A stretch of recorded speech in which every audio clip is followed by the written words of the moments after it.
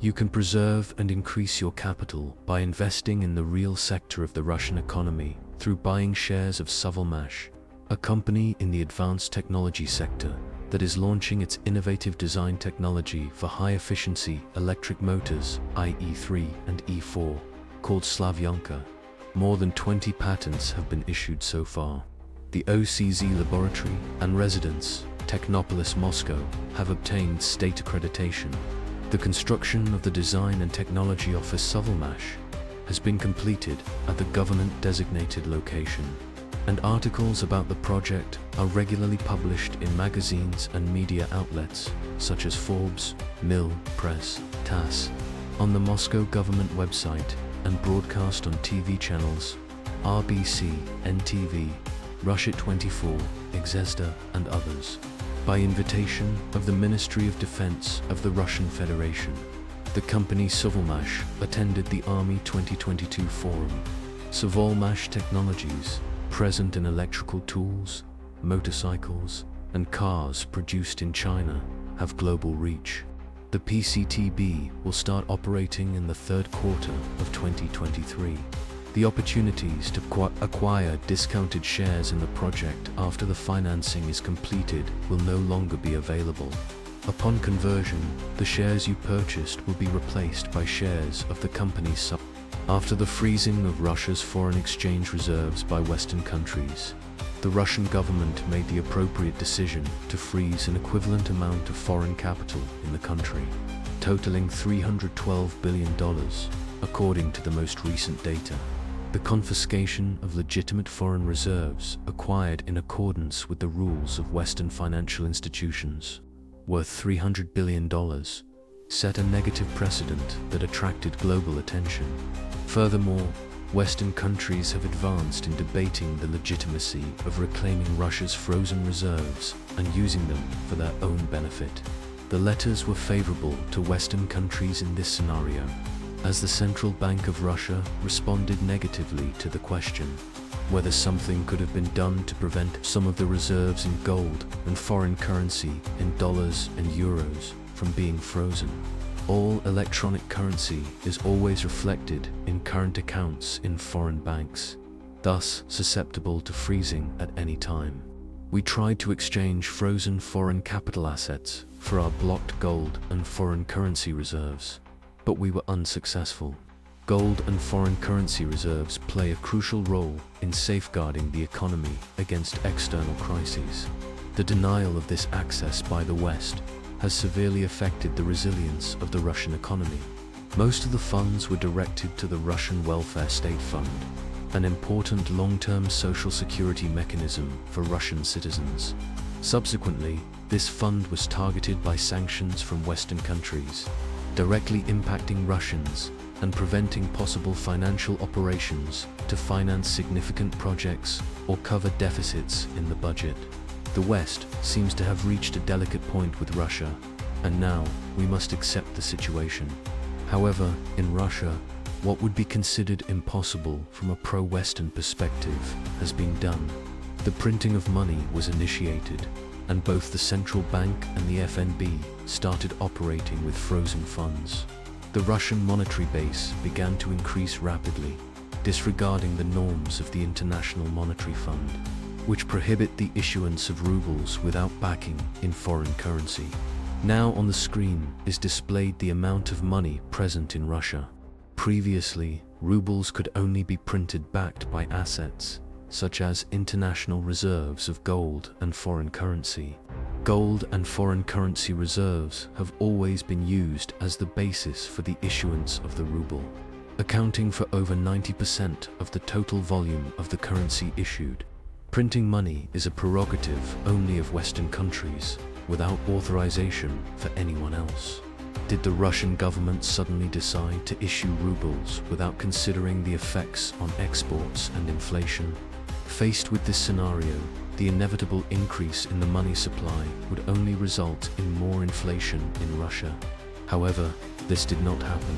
Despite living in a market economy and conducting trade with other countries within the global economy, the increase in inflation will not allow for adequate monetization of the Russian economy. Currently, the inflation rate in Russia is stable. According to the latest data, inflation has decreased to less than 11%, and the price increase has slowed to 9.43%. It is evident that at the time of the issuance of the ruble, inflation was in decline, which would only occur under one condition, as emphasized by the Central Bank of Russia.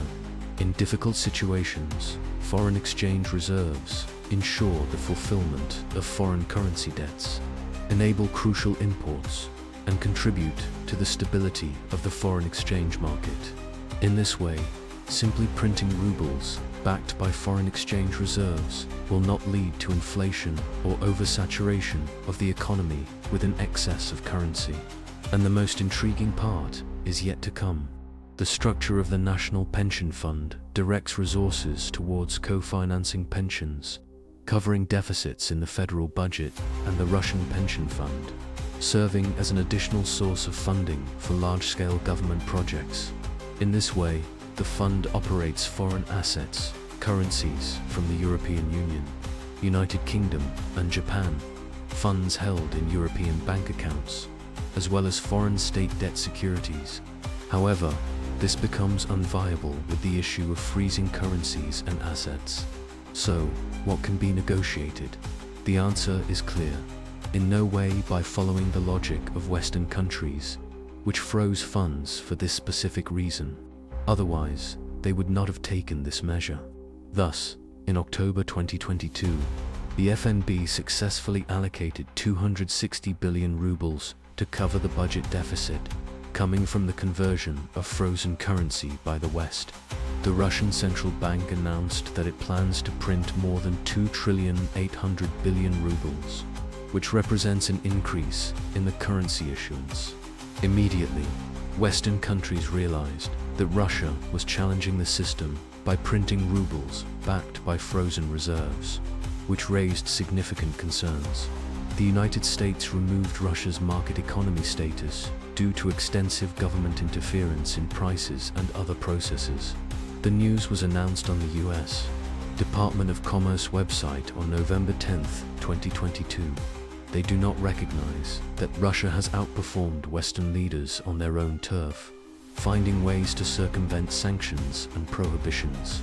Foreign coins may not be deposited in relation to which rubles are being printed. Currently, the screen displays the increase in money supply as well as the relationship between cash and electronic rubles. It seems that Russia has found a way to deal with frozen gold and foreign exchange reserves, despite Western sanctions. However, the West has always been known for its double standards, so a brilliant solution was quickly found for this delicate situation. The media carefully announced that Western countries had lost Russia's frozen reserves. In December 2022, the NATO Analysis Center revealed that of the originally reported $300 billion, only $80 to $100 billion was effectively frozen. Suddenly, Western countries began rapidly losing Russia's frozen reserves, contradicting their own public statements.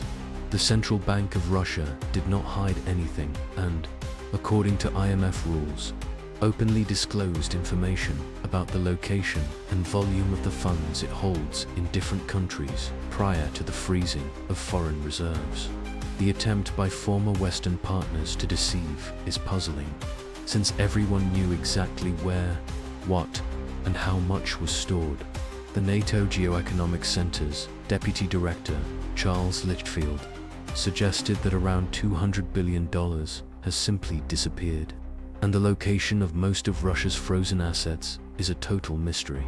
Meanwhile, European Union countries have reported that the total amount of frozen Russian assets is 68 billion euros and have not identified other frozen Russian assets within the EU. On March 9, 2023, an article released by Bloomberg reported that the European Union will no longer track the assets of Russian businessmen. According to the publication, the EU had frozen assets totaling 20.9 billion euros, imposed sanctions on about 1,500 individuals, restricted the export of hundreds of products and technologies, and targeted several key revenue sources in Moscow. The European Union managed to identify and freeze only 29 billion euros of the 136 billion euros belonging to Russian entrepreneurs that were invested and exported to EU countries. How was this possible to occur? Along with this publication, a special appeal was issued by a special group of the RPE, established by the G7 countries, to identify Russian assets on a global scale in order to impose subsequent arrests. The request was disclosed on the website of the US Department of the Treasury. During the year, a total of $58 billion has been frozen, covering not only foreign exchange reserves, but also high-end seized properties and other luxury assets, such as yachts and other vessels, as well as assets belonging to Russians. Approximately $31 billion of frozen Russian oligarchs' assets are earmarked for Russia's frozen share, as declared by the rep on the total amount of Russian frozen funds. Where are the other previously frozen assets of Russia?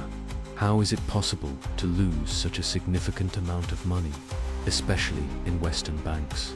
If Russia was able to transfer this capital from territories under the influence of Western countries to allied nations, why isn't there a commission appointed to investigate what happened? The lack of response can be interpreted in two ways.